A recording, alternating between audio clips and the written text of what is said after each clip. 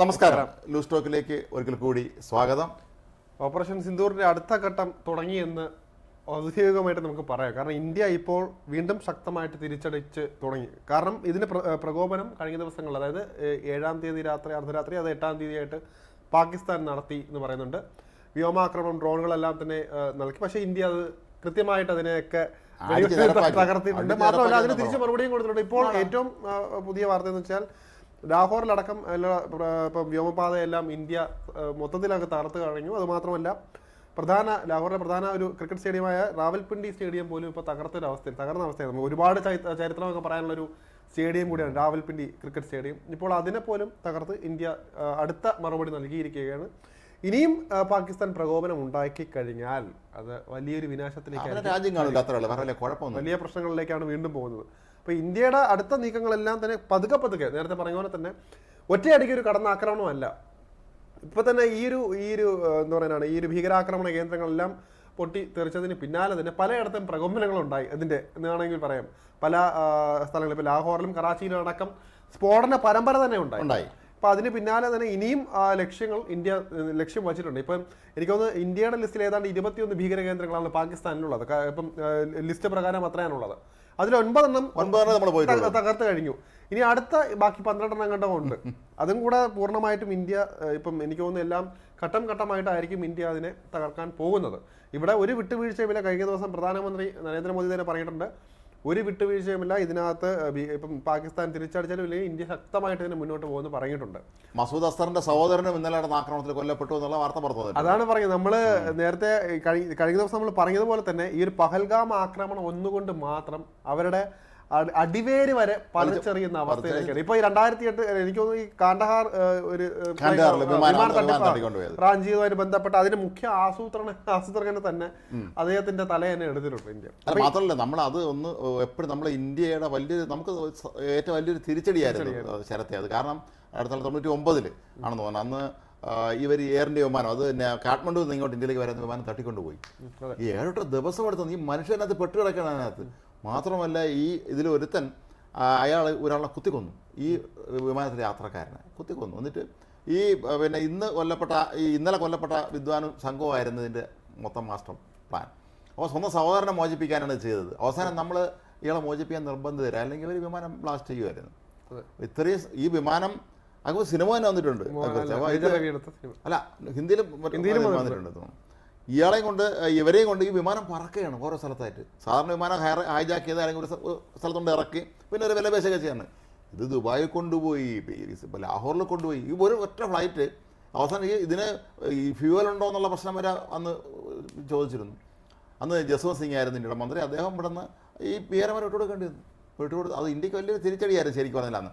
അതിന് ഒരു 25 വർഷമാവില്ലേ, 4 നൂറ്റാണ്ടിന് ശേഷം നമുക്ക് പ്രതികാരം വീട്ടാൻ പറ്റി. അതെ, ഈ നേരത്തെ പറയുക പോലെ തന്നെ കഴിഞ്ഞ ദിവസങ്ങളിൽ ഇപ്പോൾ ഈ 26 ജീവനുകൾക്ക് വേണ്ടി ഇന്ത്യ ഇറങ്ങി തിരിച്ചപ്പോൾ ഭീകരവാദത്തിന്റെ മുച്ചൂടും മുടിപ്പിക്കുക എന്നുള്ള രീതിയിൽ തന്നെയാണ് ഇന്ത്യ ഇറങ്ങി. 100 പേർ കൊല്ലപ്പെട്ടു. മാത്രമേ ഇത് ഇനിയും മരണസംഖ്യ ഉയരാം എന്നാണ് പറഞ്ഞിരിക്കുന്നത്. ഇത് ഈ കണക്കിൽ നിൽക്കുന്നില്ല. മാത്രമല്ല, ഇവിടെ നേരത്തെ പറയുന്ന പോലെ തന്നെ ഇന്ത്യയുടെ മാത്രം ഒരു ഇതല്ല, മൊത്തം ലോകരാജ്യങ്ങൾ ഉറ്റുനോക്കുകയാണ്. കാരണം ഇപ്പോൾ ഇന്ത്യ ഇറങ്ങി തിരിച്ചിരിക്കുന്നത് നേരത്തെ പറയുക പോലെ തന്നെ ഇതിന്റെ തീവ്രവാദത്തിന്റെ പ്രധാന കേന്ദ്രം തന്നെയാണ് പാകിസ്ഥാൻ. അത് യാതൊരു സംശയവുമില്ല. അവർ ഫണ്ടിങ്ങും എല്ലാം ഉള്ളത്. ഇപ്പോൾ വേറെടുക്കാൻ പറ്റിയൊരു സമയം തന്നെയാണിത്. ഇന്ത്യ ഇപ്പോൾ ചെയ്യുന്ന ഓരോ നടപടികളും അതുകൊണ്ട് തന്നെ സസൂക്ഷ്മം എല്ലാവരും നിരീക്ഷിച്ചുകൊണ്ടിരിക്കുകയാണ്. എല്ലാ രാജ്യങ്ങളും അതിൻ്റെ പരസ്യമായിട്ടല്ലെങ്കിൽ ഐക്യദാർഢ്യം പ്രഖ്യാപിച്ചും കഴിക്കും അതിനകത്ത്. അതുകൊണ്ട് തന്നെ ഇനി ഏത് രീതിയിൽ ഇന്ത്യ അടുത്ത അടിക്ക് പോകുന്നത്, ഓപ്പറേഷൻ സിന്ദൂർ 2.0 വരുമ്പോൾ ഏത് രീതിയിലായിരിക്കും അത് പാകിസ്ഥാൻ താങ്ങാൻ പോകുന്നതെന്നാണ്. പാകിസ്ഥാന്റെ ഭാഗത്തുനിന്ന് അവിടുത്തെ പ്രധാനമന്ത്രി മന്ത്രിമാരും തള്ളിന് യാതൊരു കുറവുമില്ല. അവിടുത്തെ പ്രതിരോധ മന്ത്രി പറഞ്ഞിരിക്കുന്നത് ഞങ്ങൾ ആണവായുധം പ്രയോഗിക്കുമെന്നാണ്. ആണവായുധം പ്രയോഗിക്കാൻ, ആണവായുധം ഇനി അവിടെ ഉണ്ടായിട്ടുണ്ടേ പ്രയോഗിക്കാൻ. ഇന്ത്യക്ക് 10 മിനിറ്റ് മതി ഈ ഒരു രാജ്യത്തിന്റെ ഏർപ്പാട് തീർക്കാൻ. അതെ, ഇന്ത്യയുടെ അടുത്ത് ഇപ്പോൾ കൈവശം ഇരിക്കുന്ന നമ്മുടെ ഇപ്പോൾ കയ്യിലുള്ള ആയുധങ്ങളും ആണവായുധങ്ങളും എല്ലാം തന്നെ താരതമ്യപ്പെടുത്തിയെങ്കിൽ പോലും പാകിസ്ഥാനൊന്നും ഇപ്പം നേരത്തെ പറയാൻ ചിന്തിക്കാൻ പോലും പറ്റാത്തതാണ്. ഇപ്പം അവരുടെ ഏറ്റവും എനിക്കൊന്നും ഫത്തഹ് എന്നൊക്കെ പറയുന്ന കുറച്ച് സാധനങ്ങളൊക്കെയാണ് ഉള്ളതെന്ന് തോന്നുന്നു. അതെല്ലാം ആകാശത്ത് ഉയരുന്ന സമയം നിമിഷ നേരം കൊണ്ട് തന്നെ ഇന്ത്യയുടെ S-4 ട്രയംഫ് അടക്കമുള്ള മിസൈലുകളെല്ലാം തന്നെ അതിനെ ആകാശക്കോട്ട നിരത്തി അവിടെ നിരപ്പാക്കി കളയും. ഇന്ന് ഉയർന്നു പോകാനുള്ള സമയം മാത്രം മതി. ഇന്ത്യ അത്രയോളം സജ്ജമായി കഴിഞ്ഞു. മാത്രമല്ല, റഫാലുകൾ ഇപ്പോൾ തന്നെ സജ്ജമായിട്ട് ഇരിപ്പുണ്ട്, അതിർത്തികളിൽ കാത്ത് ഇരിപ്പുണ്ട്. ഒരുപാട് അങ്ങനെ നമുക്ക് പറയാം, പാകിസ്ഥാൻ ചിന്തിക്കുന്ന സമയം മതി. പാകിസ്ഥാൻ നമ്മുടെ മണ്ണിൽ നിന്ന് തന്നെ, ഇന്ത്യൻ മണ്ണിൽ നിന്ന് തന്നെ പാകിസ്ഥാനെ പൂർണ്ണമായിട്ടും ഇതാക്കാൻ പറ്റിയ ആയുധങ്ങൾ, മിസൈലുകൾ എല്ലാം തന്നെ ഇസ്രായേൽ തന്ന നമുക്ക് ഡ്രോണുകൾ നമുക്ക് സ്വന്തമാണ്. വളരെ ആധുനിക സംവിധാനങ്ങളുള്ള വളരെ മാരക ശേഷിയുള്ള ഡ്രോണുകളൊക്കെ നമ്മുടെ കയ്യിലുണ്ട്. അപ്പോൾ ഈ പാകിസ്ഥാൻ നേരിടുന്ന പ്രശ്നം മിക്കവാറും അവർക്ക് അവിടെ ഇരിക്കുന്ന ആയുധങ്ങൾ ഉണ്ടായിരിക്കും, പക്ഷെ എല്ലാം ചാത്തനായിരിക്കും. അവരുടെ പ്രധാന സ്രോതസ് എന്ന് പറയുന്നത് ഒന്നുകിൽ ചൈന അല്ലെങ്കിൽ തുർക്കി പോലുള്ള രാജ്യങ്ങളുടെ എന്തെങ്കിലും സഹായങ്ങൾ മാത്രമായിരിക്കും ഉണ്ടാകുന്നത്. പക്ഷെ ഇന്ത്യയെ സംബന്ധിച്ചിടത്തോളം ഇസ്രായേൽ, റഷ്യ, ഫ്രാൻസ്, അമേരിക്ക പോലുള്ള വമ്പന്മാരുടെ എല്ലാം ആയുധങ്ങൾ ഏറ്റവും കൂടുതൽ ആയുധങ്ങൾ ഇറക്കുമതി ചെയ്യുന്ന രാജ്യം കൂടിയാണ് ഇന്ത്യ. അതുകൊണ്ട് തന്നെ ഇപ്പൊ ഏത് രീതിയിൽ പോയാലും ഇപ്പം നമുക്ക് കടൽ മാർഗമോ കരമാർഗമോ ആകാശമാർഗമോ പോയാൽ പോലും ഇന്ത്യ അവിടെ എല്ലാം ശക്തമായിട്ട് നിൽപ്പുണ്ട്. 3 സ്ഥലത്ത് നമ്മൾ അത് തന്നെ അവിടെ മൊത്തത്തിലുണ്ട്. അപ്പൊ അതുകൊണ്ട് തന്നെ അതിനെയൊക്കെ മറികടന്നുകൊണ്ട് പാകിസ്ഥാൻ ഒന്നും ചിന്തിക്കാനൊന്നും പറ്റുന്നില്ല. അപ്പൊ അവര് എന്തുകൊണ്ടാണ് ഇങ്ങനെ വീണ്ടും വീരവാദം മുഴക്കുന്നത് എന്നതാണ് നമ്മൾ പറയാറില്ലേ, അത് പാകിസ്ഥാനിൽ ഉള്ള സൈനിക മേധാവികളുടെ കച്ചവടം നടത്താൻ വേണ്ടി മാത്രമാണ്. അവർക്ക് ആയുധം വാങ്ങി കമ്മീഷൻ അടിക്കണം. അതല്ലാതെ ഈ അവിടുത്തെ പ്രധാനമന്ത്രിയും ഡിഫൻസ് മന്ത്രി എന്നൊക്കെ പറഞ്ഞവർ വെറും കടലാസ് പപ്പറ്റുകളാണ്. അവർക്കൊന്നും യാതൊരു കാര്യമല്ല. അവിടെ തീരുമാനിക്കുന്ന പട്ടാളമാണ്.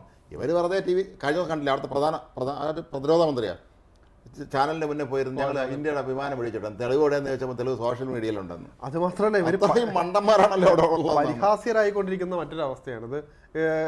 ഇവിടെ ഇവരുടെ കണക്കുകൾ ഇപ്പൊ ഇന്ത്യ എല്ലാം കണക്ക് സഹിതം വിഷ്വൽ സഹിതമാണ് ഇന്ത്യ കാണിച്ചിട്ടുള്ളത്. പൊട്ട് കൃത്യമായിട്ട് എന്തൊക്കെയാണ് അറ്റാക്ക് നടന്നത് അത് പാകിസ്ഥാന് തള്ളിപ്പറയാൻ പോലും. പണ്ടൊക്കെ ആണെങ്കിൽ എന്ത് പറഞ്ഞാലും പാകിസ്ഥാൻ നിഷേധിക്കുകയായിരുന്നു. ഇത്ര കാഷ്വാലിറ്റി ഉണ്ടെന്ന് പറഞ്ഞാൽ അയ്യോ ഇവിടെ ഇല്ല, ഇത്രയും പേര് പറഞ്ഞാൽ അയ്യോ ഇവിടെ ഇല്ല. പക്ഷേ ഇത്തവണ ഇന്ത്യ കൃത്യമായിട്ട് തെളിവ് സഹിതം കാണിച്ചത് കൊണ്ട് തന്നെ മിണ്ടാതില്ല, അവർക്ക് അംഗീകരിക്കേണ്ടി വന്നു. മാത്രമല്ല ഇനി നടത്താൻ പോകുന്നത് അത്തരത്തിലുള്ള ആക്രമണങ്ങൾ തന്നെയാണ്. എല്ലാം ഇന്ത്യ നേരത്തെ ഇപ്പൊ എനിക്കൊന്ന് ഈ ചാവും മുമ്പേ ജാതകം അതിന്റെ മരണക്കുറിപ്പ് എഴുതുമല്ലോ, അതേപോലെയാണ് ഇന്ന കാര്യങ്ങൾ ചെയ്യുക. അവിടെ മരണം ഉറപ്പാക്കിയിട്ടായിരിക്കും ഇന്ത്യ ഇറങ്ങാൻ പോകുന്നത്. അതുകൊണ്ടാണ് ഇവർക്ക് കണക്കുകൾ ഇത്ര കൃത്യമായിട്ട്. ഈ ഒരു ആക്രമണം നടന്ന് ഏതാനും മണിക്കൂറുകൾക്ക് തന്നെ ഇന്ന കണക്കുകളായിട്ട് ഇന്ത്യ പറഞ്ഞിട്ടുണ്ട് കൃത്യമായിട്ട്. സാധനമാണ് നമ്മളെല്ലാം കാണിക്കും, ഇതാണ് തെളിവെന്ന്. പണ്ടത്തെ പോലെയല്ല, ഇപ്പൊ വിമാനങ്ങളൊക്കെ ഇതിന്റെ ക്യാമറ സംവിധാനങ്ങളെല്ലാം ഉണ്ട്. അതെല്ലാം കൃത്യമായി ചിത്രീകരിക്കാനും ആ ലോകത്തിന് മുന്നിൽ കാണിക്കാനും ഒക്കെ ഉണ്ട്. അമേരിക്ക ഉൾപ്പെടെയുള്ള രാജ്യങ്ങളൊക്കെ തന്നെ ഒരു കാര്യം സമ്മതിക്കുന്നുണ്ട്, തീവ്രവാദത്തിനെതിരെ പോരാട്ടത്തിന് ഇന്ത്യക്കൊപ്പം നിൽക്കുമെന്ന് എല്ലാവരും പറഞ്ഞിട്ടുണ്ട്. പാകിസ്ഥാൻ ഭീകര രാഷ്ട്രം തന്നെയാണ്. അവർ ഈ തീവ്രവാദികളെ നിരന്തരമായി പ്രോത്സാഹിപ്പിക്കുകയാണ്. വേറൊന്നും ശ്രദ്ധിച്ചോ, പാകിസ്ഥാനിലെ നാട്ടുകാർ വഴി സർക്കാരിനെതിരെ രംഗത്തെത്തിയിട്ടുണ്ട്. കാരണം അവർക്ക് ആൾക്ക് ജീവിക്കുന്നുണ്ട്. ഒന്നാമത്തെ കാര്യം ഈ ഓപ്പറേഷൻ സിന്ദൂറിന് ശേഷം ഒന്നാമതേ അവിടെ എല്ലാത്തിനും കഴിഞ്ഞ ദിവസങ്ങൾ അവിടുത്തെ വിലവിവര പട്ടി കാണുമ്പോൾ നമ്മൾ കെട്ടിപ്പും. ഒരു ലിറ്റർ പാലിന് 250 രൂപയും 1 കിലോ കോഴിയിറച്ചി വാങ്ങണമെങ്കിൽ 1500 രൂപയും 1 കിലോ നെയ്യ് അല്ലാതെ 250 ഗ്രാം നെയ്ക്ക് 300 രൂപയും. അങ്ങനെ 1 കിലോ നെയ്യ് വാങ്ങണമെങ്കിൽ അവിടെ രൂപ 1000 1500 കൊടുക്കണം. 1 ലിറ്റർ പെട്രോളിന് 300 രൂപ ചിലവ് വരുന്നത്. ഇതൊക്കെ കേൾക്കുമ്പോൾ ആ നാട് അത് രാജ്യം അത് നരകമാണെന്നേ പറയാൻ പറ്റുള്ളൂ. ഇത്ര നമുക്ക് അന്ന് ആലോചിച്ച് നോക്കുക. ഒന്നാമത് ദാരിദ്ര്യത്തിൽ തിങ്ങി നീങ്ങുന്ന ഒരു ഇത് അവർക്ക് കൃത്യമായ ഒരു ഘടന പോലുമില്ല. ഇവർക്ക് വരുമാന മാർഗമില്ല. ഇപ്പൊ ഇന്ത്യ കൂടി ഇപ്പം എല്ലാം ഇറക്കുമതി നിർത്തിയതുപോലെ അവര് പാപ്പറായി കഴിഞ്ഞു. സ്വാഭാവികമായിട്ടും ഇപ്പൊ നേരത്തെ ഇത് കിട്ടേണ്ടവർക്ക് കിട്ടുന്നുണ്ട്, ഈ ഫണ്ടിങ് ഒക്കെ കിട്ടുന്നുണ്ട്. ഇപ്പൊ ഈ 200 കോടി രൂപയിലധികമാണ് എനിക്കൊന്ന് IS വഴി ഇവർക്ക് ഫണ്ടിങ് കിട്ടിയത്. ഈ ഡെഡ് ബോഡികളുടെ ഇത് വെച്ചിട്ട് വിലപേശി അവർക്ക് കിട്ടിയത് ഏതാണ്ട് 200 കോടിയാണ്. ഇത് എത്ര മാത്രം ജനങ്ങൾക്ക് കിട്ടും? ഒരിക്കലും കിട്ടില്ല. ഇത് സൈനിക മേധാവികൾ കൊണ്ടുപോകും. അതെ, അതാണ് മറ്റൊരു കാര്യം. ഈ കണക്കുകൾ വരുമ്പോൾ അങ്ങനെ ഒരു പ്രശ്നവും കൂടെ ഉണ്ട്. ഇവിടെ ഖജനാവിൽ അവർക്ക് ഖജനാവ് എന്ന് പറയുന്ന സാധനം ഇപ്പൊ പൂച്ച പറ്റി അതാണ് അവസ്ഥ. അപ്പം ഈ അവസ്ഥയിലേക്ക് കൊടും ദാരിദ്ര്യത്തിലേക്ക് പോയിക്കൊണ്ടിരിക്കുകയാണ്. ഇപ്പൊ തന്നെ നേരത്തെ പറയുന്നത് ഈ വിലകളൊന്നും ഞാൻ നേരത്തെ പറഞ്ഞ ഈ വിലകളൊന്നും ഒന്നുമല്ല, ഇതല്ല യാഥാർത്ഥ്യം. വരാൻ പോകുന്ന ഇനിയിപ്പം കൂടുതൽ പ്രതിരോധം വരാൻ പോകുന്നു, പ്രതിസന്ധികൾ വരാൻ പോകുന്നു. ഈ വില ഇനി മാറും, ഇതിന്റെ ഇരട്ടിയാകും. അപ്പൊ ജനങ്ങൾ അങ്ങനെ ജീവിക്കും. പണമില്ല, ആളുകൾ വിശന്നിട്ട് തെരുവിലേക്ക് ഇറങ്ങുന്ന അവസ്ഥയിലേക്ക് വരികയാണ്. വെള്ളം കിട്ടാതെ ഭക്ഷണം കിട്ടാതെ തെരുവിൽ ഇറങ്ങേണ്ട അവസ്ഥ. ആളുകൾ ശക്തമായ പ്രതിഷേധം അവിടെ തുടങ്ങി കഴിഞ്ഞു. 14-15 മിലിറ്റൻസ് ആണ്, പാകിസ്ഥാൻ മിലിറ്റൻസ് ആണ് ഒറ്റയടിക്ക് ഒരു സ്ഫോടനം ചിന്നി തെറിച്ചു പോയത് അവര്. അപ്പം അവര് തന്നെ ഇപ്പം സ്വാഭാവികമായിട്ട് ഇപ്പൊ അവരുടെ മറ്റൊരു ടാക്ടിക്സ് എനിക്ക് തോന്നുന്നു, ഇന്ത്യക്കാരിപ്പോൾ എന്തായാലും പെരുമാറുകയാണല്ലോ മൊത്തത്തിൽ. അവരും കൂടെ ഇതിൻ്റെ ഇടയിൽ കൂടെ ഒക്കെ ആയിട്ട് ആ രീതിയിലേക്ക് ഇനി പെരുമാറി മൊത്തത്തിൽ അത് അവരുടെ അനുകൂലമായിട്ട് കാര്യങ്ങൾ എത്തുമെന്നുള്ള രീതിയിലേക്ക് കാര്യങ്ങൾ കൊണ്ടുപോയാലും മാത്രമല്ല, ലോകരാഷ്ട്രങ്ങൾക്ക് മുന്നിലൊക്കെ തന്നെ ഇന്ത്യക്ക് കൃത്യമായി കാര്യങ്ങൾ ബോധ്യപ്പെടുത്താൻ കഴിഞ്ഞിട്ടുണ്ട്. അത് വളരെ പ്രധാനപ്പെട്ട. കാരണം ഈ പഹൽഗാം ആക്രമണം എന്താണ് അതിൻ്റെ വാസ്തവം എന്നുള്ളത് കൃത്യമായ ലോകത്തിന് നമുക്ക് അറിയാൻ കഴിഞ്ഞില്ല. തീവ്രവാദി ആക്രമണം തന്നെയാണെന്നും വളരെ മോശമായ രീതിയിൽ ആളെ ജാതി മതം ചോദിച്ചിട്ട് വെടിവെച്ച് കൊല്ലുന്നതൊക്കെ ഈ തീവ്രവാദികളുടെ രീതിയാണ്. മാത്രമല്ല ഇത് വളരെ വിചിത്രമായ വാർത്തകൾ വന്നിട്ടുണ്ട്. പഹൽഗാമിലെ അവിടുത്തെ വെടിവെപ്പിന് നേരത്തെ കൊടുത്താൽ പ്രധാനപ്പെട്ട ഒരുത്തൻ കേരളത്തിൽ പഠിച്ചിട്ടുണ്ടെന്ന്. അത് വളരെ വിചിത്രമായി തോന്നുന്നത്. കാരണം അയാൾ MBA കഴിഞ്ഞിട്ട് ലാബ് ടെക്നീഷ്യൻ കോഴ്സ് പഠിക്കാൻ വേണ്ടി കേരളത്തിൽ വന്നു. അല്ല, അത് വിചിത്രമെന്ന് ഒരിക്കലും നമുക്ക് തോന്നില്ല. കാരണം കഴിഞ്ഞ ദിവസം തന്നെ ഇവിടെ നമ്മുടെ രാഷ്ട്രീയം നമുക്കറിയാലോ, ഇവിടുത്തെ രാഷ്ട്രീയം എങ്ങനെയാണ്, ആരൊക്കെ എന്തൊക്കെയായിരിക്കും പറയാൻ പോകുന്നതെന്ന് പറയാം. ഈ ഒരു ആക്രമണം നടന്നിട്ട് ഇതിനോട് സമീപിച്ച ഇപ്പോൾ രാഷ്ട്രീയ പാർട്ടികൾ ഓരോന്നും അവരുടെ നിലപാടുകൾ പറയുകയുണ്ടായി, അവരുടെ സമീപനം എങ്ങനെയാണെന്ന് നമുക്ക് മനസ്സിലാക്കുകയുണ്ടായി. ഇവിടെ ഒറ്റക്കെട്ടായി രാജ്യം നിൽക്കുമ്പോൾ ഒരു വിഭാഗം മാറി നിന്ന് അവിടെയും ഒരു കുത്തിത്തിരിപ്പുണ്ടാക്കുന്ന സമീപനമാണ് കഴിഞ്ഞ ദിവസങ്ങളിൽ കണ്ടത്. അതൊക്കെ കണ്ടപ്പോൾ ഒരു ഇന്ത്യക്കാരനെന്ന രീതിയിൽ, മറ്റ് രാഷ്ട്രീയ പാർട്ടിയുടെ അനുഭവമൊന്നും പറയില്ല, എന്നാൽ ഒരു ഇന്ത്യക്കാരനെന്ന രീതിയിൽ പോലും നമുക്ക് തന്നെ ചോര നിറയ്ക്കുന്ന അവസ്ഥയാണ്. ഇവിടെ യുദ്ധം, ഒരു പ്രമുഖ പാർട്ടിയിലെ ഒരാൾ പറയുന്നത് ഇവിടെ ഇവിടെ വന്ന് മിസൈൽ പതിക്കുമ്പോഴേ അതിന്റെ ബുദ്ധിമുട്ട് അറിയാമോ, അങ്ങനെ എന്തൊക്കെ പറയുന്നുണ്ടായിരുന്നു. അപ്പൊ നമ്മൾ അതിർത്തികളിലെ മിസൈൽ പതിക്കുമ്പോൾ അത് നമുക്ക് പൂരമാണ് അങ്ങനെയൊക്കെ പറഞ്ഞു.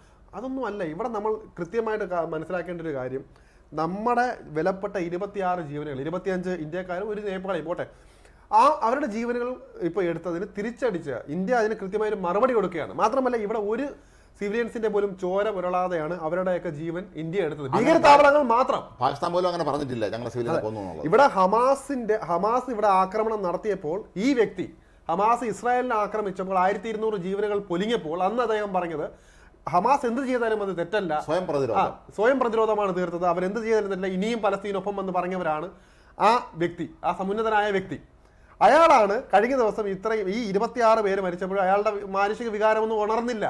പക്ഷെ ഈ സമയത്ത് ഈ ഇന്ത്യ തിരിച്ചൊന്ന് അടിച്ചപ്പോൾ അവിടെ രാഷ്ട്രീയം കലർത്തി അനാവശ്യ ചീപ്പ് ഷൈനിങ് കാണിച്ച് വോട്ട് കിട്ടാൻ വേണ്ടി കുറച്ച് ഷോ കാണിച്ചു. ഏറ്റവും ചെറ്റത്തിലോ നല്ലതാണെന്ന് പറയാൻ നേതാവിന്റെ പാർട്ടി ഒരു സംസ്ഥാനത്ത് ഇട്ടാവട്ടത്ത് മാത്രമേ ഒതുങ്ങി. അവരിപ്പം മറ്റേ ഒബാമയും അതല്ലെങ്കിൽ ട്രംപിനെ വെല്ലുവിളിക്കുകയാണെങ്കിൽ പോലും ഈ കേരളത്തിൽ ഇട്ടാവട്ടത്തല്ലേ ഈ പാർട്ടി ഉള്ളൂ. അതെ, മാത്രമല്ല ഈ പറയുന്ന പാർട്ടിക്കാർ തന്നെയാണ്, പാർട്ടി ഭരിക്കുന്ന സംസ്ഥാന സർക്കാർ നമ്മുടെ ടാക്സ് ഒക്കെ കൊടുത്ത് 10 കോടി രൂപയാണ് തുർക്കിക്ക് എടുത്തു കൊടുത്തത്. ചങ്കിലെ ചൈന എന്ന് പറഞ്ഞ് നടക്കുന്നത്. ഇതുപോലൊരു ഗതികെട്ട പാർട്ടിയുടെ ഭരണത്തിന് കീഴിൽ നമുക്ക് ഇപ്പം ജീവിക്കേണ്ടി വരുന്നതിന്റെ ഒരു വിഷമവും കൂടെ തുർക്കി പരമാവധി ആയുധം കൊണ്ട് കൊടുക്കുകയാണ് പാകിസ്ഥാൻ്റെ കയ്യിൽ. ചങ്കിലെ ചൈന അതുപോലെ തന്നെയാണ്. അപ്പോൾ ഇവരൊക്കെ അവർ കൺട്രി എന്നല്ലേ ഇതിന്റെ സമ്പന്നതര നേതാവ് നേരത്തെ ഒരു മെയിൽ ചെയ്തതിനെ കുറിച്ച് നമ്മളന്ന് വാർത്ത പുറത്തോട്ട് വന്നില്ല. അവർ കൺട്രി എന്നാണ്, ഇന്ത്യ അല്ല അവർ കൺട്രി, ചൈനയാണ് അവർ കൺട്രി എന്ന് അവർ പറഞ്ഞത്. അപ്പോൾ അത്രയും ഗതികെട്ട അല്ല ഇവരൊക്കെ ഇന്ത്യൻ രാഷ്ട്രീയം മൊത്തത്തിലെടുത്ത് നോക്കാം, ഇവർ ആരുമല്ല.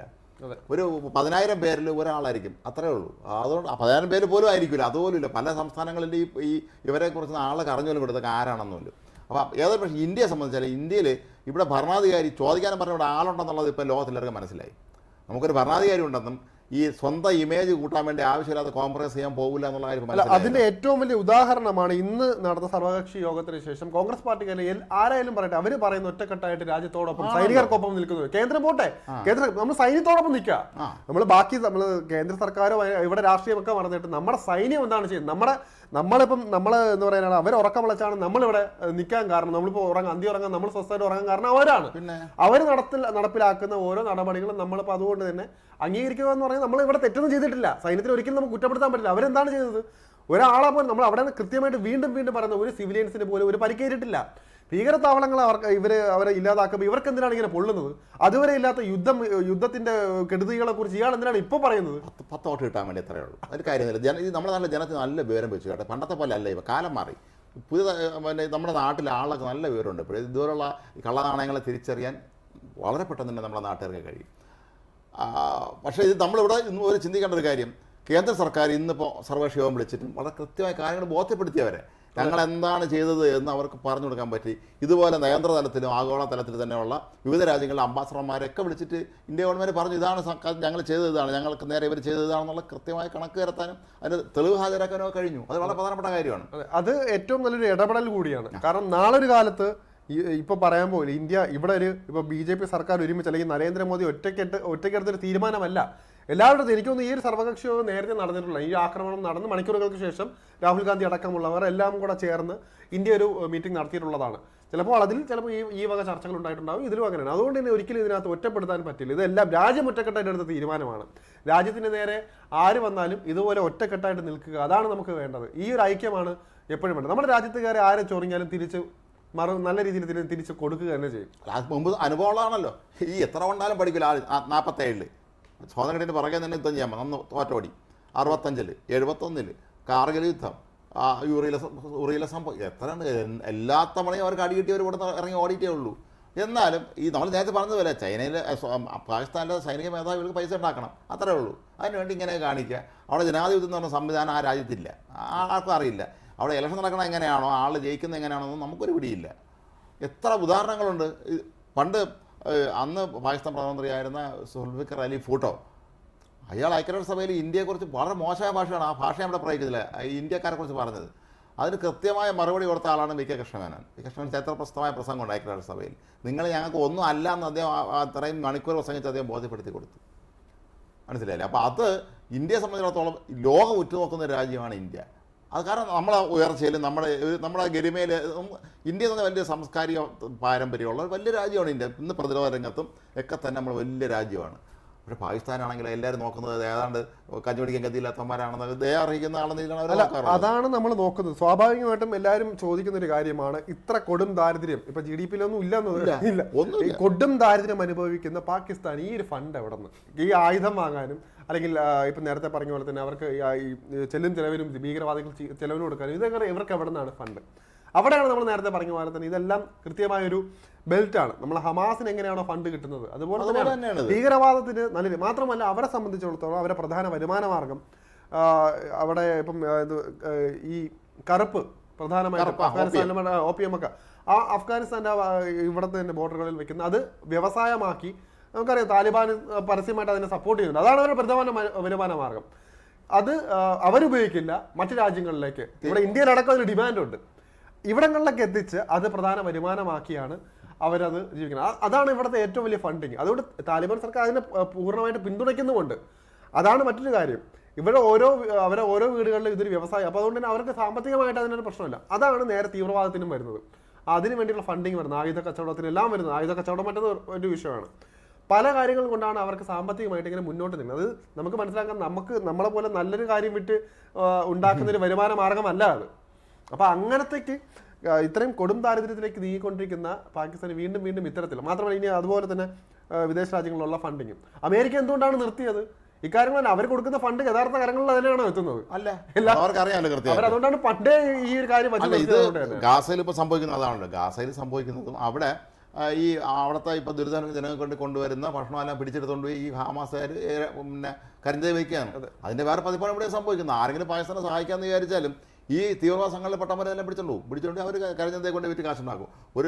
ഒരു ചാക്ക് ഗോതമ്പിന് വേണ്ടി നാട്ടുകാരുടെ നാടി ഉണ്ടാക്കണം നമ്മളെല്ലാം കണ്ടല്ലേ എൻ്റെ വിഷൻസ്. അപ്പോൾ അത് ഈ പാകിസ്ഥാനെ സംബന്ധിച്ച് ഒരു കാര്യങ്ങളിൽ നിന്നും അനുഭവങ്ങളിൽ നിന്നും പഠിക്കാത്ത ഒരു രാജ്യമാണെന്ന് നമ്മൾ പറയേണ്ടി വരും. അതെ, ഈ ഒരു ഇനി മുന്നോട്ട് പോവുകയാണെങ്കിൽ ഇപ്പോൾ ഇത്രയും പ്രതിസന്ധികളിൽ നിന്നിട്ടാണ് വീണ്ടും വീണ്ടും വീരവാദം മുഴക്കി വരുന്നത്. ഒരു കാര്യം മനസ്സിലാക്കേണ്ടതെന്ന് വെച്ച് കഴിഞ്ഞാൽ ഇന്ത്യ സംയമനം പാലിച്ച് മുന്നോട്ട് പൊക്കോണ്ടിരിക്കെ ഇത്തരത്തിൽ പ്രകോപനം ഉണ്ടാക്കി കഴിഞ്ഞാൽ അത് അവരുടെ തന്നെ നാശത്തിനെ വഴിവെക്കുകയുള്ളൂ. മാത്രമല്ല ഇവിടെ ശ്രദ്ധിക്കേണ്ട ഒരു കാര്യം, അവിടുത്തെ ജനങ്ങൾ അതുപോലെ തന്നെ നമ്മൾ മനസ്സിലാക്കുന്നത്, നമുക്ക് മാനസികമായിട്ട് ചിന്തിക്കുന്ന ആൾക്കാരാണ്. അവിടുത്തെ ഒന്നും അറിയാത്ത ചിലപ്പോൾ സ്ത്രീകളും വൃദ്ധരും കുട്ടികളും ഗർഭിണികളും എല്ലാം ഉള്ള ഒരു സിവിലിയൻസിനെ നമ്മൾ കരുതുന്നുണ്ട്. അവർ വീണ്ടും ഇത്തരത്തിലുള്ള പ്രകോപനം കൊണ്ടുവന്ന് മൊത്തത്തിൽ അത് ഇല്ലാതാക്കരുതെന്നും കൂടെ നമുക്കൊരു, കാരണം നമ്മൾ ഗാസയിലേക്ക് അവസ്ഥ കണ്ടതാണ്. ഒരിക്കലും നമ്മൾ പാകിസ്ഥാനിൽ എല്ലാവരും അങ്ങനെ ആവണമെന്ന് നമ്മൾ വിചാരിക്കും. നമ്മൾ മനുഷ്യത്വപരമായിട്ട് ചിന്തിക്കുന്നവർ കൂടിയാണ്. ഇവരിങ്ങനെ മുതിർന്നു കഴിഞ്ഞാൽ അത് ഇപ്പോൾ നേരത്തെ പറഞ്ഞ കഴിഞ്ഞ ദിവസങ്ങൾ അതിർത്തികളിലാണ് നടന്നതെങ്കിൽ ഇന്ന് ലാഹോറിലും കറാച്ചിയും പോലുള്ള സ്ഥലങ്ങളിൽ മിസൈലുകൾ വീണ് കഴിഞ്ഞു, ഡ്രോണുകൾ വീണ് കഴിഞ്ഞു. ഇതിന് പ്രധാന ഭാഗങ്ങളിൽ എത്തിക്കഴിഞ്ഞാൽ കാര്യങ്ങൾ ഇങ്ങനെയല്ല, കാര്യങ്ങൾ കൂടുതൽ കടുക്കും. അപ്പം ഇനിയെങ്കിലും സാമാന്യ ബുദ്ധി ഉപയോഗിച്ച് കുറച്ചെങ്കിലും കാര്യങ്ങൾ കൈകാര്യം ചെയ്യും. ഒട്ടും ഇപ്പം നേരത്തെ പറഞ്ഞില്ല, പാക് സൈന്യത്തിനെ ബുദ്ധിയില്ലാത്തൊരവസ്ഥയാണ് അവിടെ. അവരെയൊക്കെ ഇപ്പം നേരത്തെ പറയുന്നത് നിലനിർത്തുന്നതെന്ന് വെച്ച് കഴിഞ്ഞാൽ തന്നെ തീവ്രവാദ സംഘടനകളാണ്. അവിടെ മതം മാത്രമേ അവർക്ക്. നമ്മുടെ 15ഓളം സൈനിക താവളങ്ങൾ ലക്ഷ്യമിട്ടാണ് അവർ ആക്രമണം നടത്തിയത്. പ്രതിരോധിച്ചെടുത്ത് ദൂരെ എറിഞ്ഞ് നമ്മൾ തിരിച്ച് അങ്ങോട്ട് ആക്രമിക്കാൻ പോയാൽ ഇവരെ സൈനിക താവളങ്ങൾ ഏതെങ്കിലും പിന്നെ കാണും? ഒന്നും കാണില്ല. ഇതിന് നമ്മളെ തടയാനെന്നുള്ള യാതൊരു സ്ഥിതി അവർക്കില്ല. ദയനീയമായ ഒരു അവസ്ഥയിലാണ് ആ രാജ്യമുള്ളത്. പക്ഷേ എന്നാലും വിടില്ല. ഈ വീണ് കിടക്കുമ്പോഴും അവിടെ നിന്നുകൊണ്ട് ഞാൻ വലിയ സംഭവമാണ്, ഞങ്ങൾ വെല്ലുവിളിക്കുന്ന ചില കവലചട്ടം വേറുണ്ടല്ലോ, അടികൊണ്ട് വീണ് കിടന്നാൽ അതിൻ്റെ വേറെ പതിപ്പാണ് ഇവർ. അതൊക്കെ തന്നെയാണ് ഇവർ ചെയ്തുകൊണ്ടിരിക്കുന്നത്. ഇന്ത്യയെ സംബന്ധിച്ച് നമ്മൾ വളരെ ശക്തമായ നിലപാട് സ്വീകരിക്കുകയും തീവ്രവാദത്തിനെതിരെ പണ്ടും നമ്മൾ എക്കാലത്ത് നമ്മൾ ഇവിടെ സിഖ് തീവ്രവാദികൾ പ്രശ്നം ഉണ്ടാക്കിയിരുന്നു, LTTക്കാർ പ്രശ്നം ഉണ്ടാക്കിയിരുന്നു. പിന്നെ അതുപോലെ ഇപ്പോൾ കാശ്മീരിലെ തീവ്രവാദികളുണ്ട്. ഇവരെല്ലാവരും ഭംഗിയായി കൈകാര്യം ചെയ്തില്ലേ, നമ്മളെല്ലാത്തിനും അടിച്ച് ഓടിച്ച് വിട്ടില്ലേ, ആ പ്രശ്നങ്ങൾ പരിഹരിച്ചില്ലേ. ഇപ്പോൾ LTT ശ്രീലങ്കയിലായിരുന്നെങ്കിൽ പോലും നമ്മളതിൻ്റെ ഒരുപാട് പ്രത്യാഘാതങ്ങൾ അനുഭവിച്ച രാജ്യമാണ് ഇന്ത്യ. മറ്റു രാജ്യമാണെങ്കിൽ പോലും അവർ ഇന്ത്യക്കാരായപ്പോഴും LTTക്കാർ. അതുപോലെ ഇതൊക്കെ നമുക്ക് പരിഹരിക്കാൻ കഴിയും. പഞ്ചാബിന് പോലെ പ്രശ്നങ്ങളുണ്ടോ, അതൊക്കെ അന്നേ പരിഹരിച്ചില്ലേ. അപ്പോൾ ഇതുപോലെ നമ്മുടെ രാജ്യം ഒറ്റക്കെട്ടായി നിന്ന് നമ്മുടെ സൈന്യം എല്ലാം വളരെ ശക്തമായി നിൽക്കുകയാണെങ്കിൽ നമുക്ക് സാധിക്കും. നമ്മൾ ലോകത്തെ ഏറ്റവും വലിയ ശക്തി തന്നെയാണ്. അത് നമ്മുടെ ആത്മവിശ്വാസമാണ്. നമ്മൾ ശക്തമായ രാജ്യമാണ്, നമുക്ക് ശക്തമായ പട്ടാളമുണ്ട്, ശക്തമായ ഇപ്പം ഭരണകൂടമുണ്ട്. നമ്മുടെ കാര്യം നമ്മളെപ്പോഴും സുരക്ഷിതരാക്കണം. അല്ലാതെ ലോകത്തിൻ്റെ മുന്നിൽ മറ്റേ ഹീറോ ചമയാൻ വേണ്ടി ഞങ്ങൾ വലിയ മഹാന്മാരാണ്, അതുകൊണ്ട് ഞങ്ങൾ തിരിച്ചടിക്കില്ലെന്ന് പറയാനും പറ്റില്ല. അടിച്ചാൽ തിരിച്ചടിക്കാൻ തന്നെ ചെയ്യണം, അല്ലാത്ത ഇന്നത്തെ കാലത്ത് നിലയിക്കാൻ പറ്റില്ല. ഇവരുടെ സ്ട്രാറ്റജി അങ്ങനെ തന്നെയാണ്. കാരണം നേരത്തെ നമ്മൾ ഈ ഒരു രീതി തീവ്രവാദികളുടെ അല്ലെങ്കിൽ അവരുടെ ഒരു രീതി അങ്ങനെയാണ്. നമ്മൾ ഇവിടെ ഹമാസിന്റെ ഭാഗത്ത് നിന്ന് കണ്ടാണ്. ഇസ്രായേലിനെ വെച്ച് നോക്കുകയാണെങ്കിൽ ഹമാസ് എന്ന് വിചാരിച്ചെങ്കിൽ ഒന്നും അവരുടെ രോമത്തിൽ തൊടാൻ പറ്റില്ല. അവിടെ കയറി ചുരുങ്ങി 1200ഓളം പേരുടെ ജീവനെടുത്തു. അതേ സ്ട്രാറ്റജി തന്നെയാണ് ഇവിടെ നോക്കുക. പാകിസ്ഥാന് നമുക്ക് മനസ്സിലാക്കേണ്ടതുണ്ട്. അവിടെയും മതം കലർത്തിക്കൊണ്ട് ഇവിടെ സമ്പുഷ്ടമായിട്ട് ജീവിച്ചുകൊണ്ടിരിക്കുന്ന, ഇവിടെ മതാടിസ്ഥാനത്തിലല്ല ആളുകളെ വേർതിരിച്ച് അങ്ങനെ ഒരു കാണുന്ന ഒരു ശീലവും ഇല്ല ഇന്ത്യക്കാരില്ല. അവിടെ കൊണ്ടുവന്ന് ഇത്തരത്തിലൊരു സംഭവം നടത്തി അവിടെ ഒരു അടിയുണ്ടാക്കാൻ നോക്കി. പക്ഷെ അതിന്റെ അനുഭവം ഇപ്പോൾ അനുഭവിക്കുന്നത് അവർ തന്നെയാണ്, പാകിസ്ഥാനികൾ എല്ലാവരും. കാരണം ഇവിടെ ഒരുപറ്റം ഭീകരവാദികൾ കാരണം ആ പാകിസ്ഥാൻ എന്ന രാജ്യം തന്നെയാണ് ഇല്ലാതാവാൻ പോയിക്കൊണ്ടിരിക്കുന്നത്. ഇങ്ങനെ പോയി കഴിഞ്ഞാൽ അവരുടെ അന്ത്യനാളുകൾ അടുത്തു എന്ന് തന്നെ പറയേണ്ടിയിരിക്കുന്നു. ഏതായാലും ഇന്ത്യ ഒരു എന്താണ് ലോകത്തെ ഏറ്റവും വലിയ ശക്തിയുള്ള ഒന്നാണ് ഇന്ന്, ആയുധം കൊണ്ടും അല്ലെങ്കിൽ നമ്മുടെ സാമ്പത്തികമൊക്കെ തന്നെ. അങ്ങനെ രാജ്യത്തോട് ഇങ്ങനത്തെ ഒരു ഈ ഡൂക്കിരികളൊന്ന് വെല്ലുവിളിക്കുക എന്ന് പറഞ്ഞാൽ അതൊരിക്കലും നമുക്ക് ഇത് ശരിക്കും പറഞ്ഞാൽ നമ്മളെ സംബന്ധിച്ചിടത്തോളം നമ്മളെപ്പോഴും ഈ തരത്തിനുള്ളവരുടെ അടുത്ത് കളിക്കണമെന്ന് പറയും. അതല്ലാതെ നമ്മളെക്കാൾ എത്രയോ താഴെ നിൽക്കുന്നവരാണ് പാകിസ്ഥാൻ. പക്ഷേ നമ്മളെ മെനക്കെടുത്തിക്കാൻ വന്നാൽ നമ്മൾ അതൊന്നും നോക്കില്ല. ഇന്ത്യ എക്കാലത്തും എല്ലാ കാലത്തും നമ്മുടെ ജനങ്ങൾക്ക് വേണ്ടി നമ്മുടെ രാജ്യത്തിൻ്റെ അഖണ്ഡത ഇല്ലാതാക്കാൻ ശ്രമിക്കുന്നവരെന്ന് നമ്മൾ ഒരിക്കലും വെറുതെ വിട്ടിട്ടില്ല. അപ്പോൾ അത് ശക്തമായ തോതിലുള്ള നമ്മുടെ പോരാട്ടത്തിൽ തന്നെയാണ് ഇന്ത്യ മുന്നോട്ട് പോകുന്നത്. ഏതായാലും പാകിസ്ഥാൻ ഇതൊന്നും കൊണ്ട് പഠിക്കുമെന്ന് നമുക്ക് ഒരിക്കലും കരുതാൻ കഴിയില്ല. കാരണം അവിടെ അത് ശീലമാണ് അവർക്ക്, നിരന്തരമായി തല്ലുകൊണ്ട് ശീലിച്ചാണ്. പക്ഷേ അത് അവിടുത്തെ സാധാരണക്കാരായ ഒരുപക്ഷെ ഇതിലൊന്നും ഒരു ബന്ധമില്ലാത്ത ജനങ്ങളെ ആയിരിക്കും ആത്യന്തികമായി ബാധിക്കുക എന്നുള്ള കാര്യം പോലും സ്വന്തം രാജ്യത്തെ ജനങ്ങളോട് പോലും യാതൊരു സ്നേഹമോ കൂറോ ഇല്ലാത്തവരാണ് അവിടുത്തെ ഭരിക്കുന്ന അവരും അവിടുത്തെ പട്ടാളവും എന്നുള്ളതോടെ ഉറപ്പാണ്. ഏതായാലും ഇന്ത്യ ശക്തമായി തന്നെ മുന്നോട്ട് പോവുക തന്നെ ചെയ്യും. നമസ്കാരം.